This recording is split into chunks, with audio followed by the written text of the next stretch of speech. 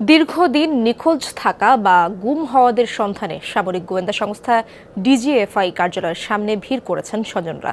মায়ের ডাক সংগঠনের সমন্বয়ক সানজিদা ইসলামের দাবি, লোকমুখে আয়নাঘর নামে পরিচিত গোয়েন্দা সংস্থার বিশেষ স্থানে আছেন তাদের স্বজন।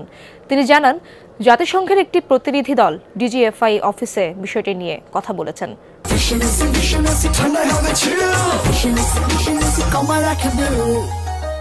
স্বজনদের দাবি, সরকার পতনের পর এরই মধ্যে আয়নাঘর থেকে সাবেক ব্রিগেডিয়ার আবদুল্লাহিল আমান আজমি ও ব্যারিস্টার আহমেদ বিন কাশেম আরমান মুক্তি পেয়েছেন।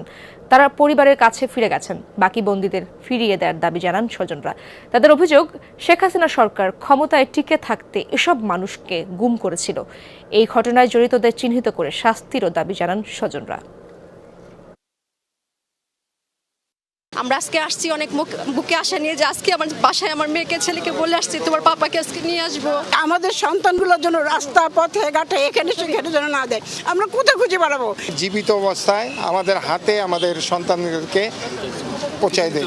এই 6 বছর ধরে আমরা এমন কোনো জায়গা বাদ নাই যেখানে আমরা আমার বাবার খোঁজে না গিয়েছি। তারা আমাদেরকে একটা রিপ্লাই দিবেন কালকের মধ্যে খুঁজে দেখে, এবং তারা প্রত্যেকটা এজেন্সিকে, RAB, police, CID and DGFI সবাইকে ওই নির্দেশনাটা দিবেন, যে নির্দেশনাটাই আসলে হয়তো আমাদের স্বজনদেরকে পরিবারের কাছে অ্যাকাউন্টেবিলিটির সাথে অক্ষত অবস্থায় ফেরত দিয়ে আসা হবে।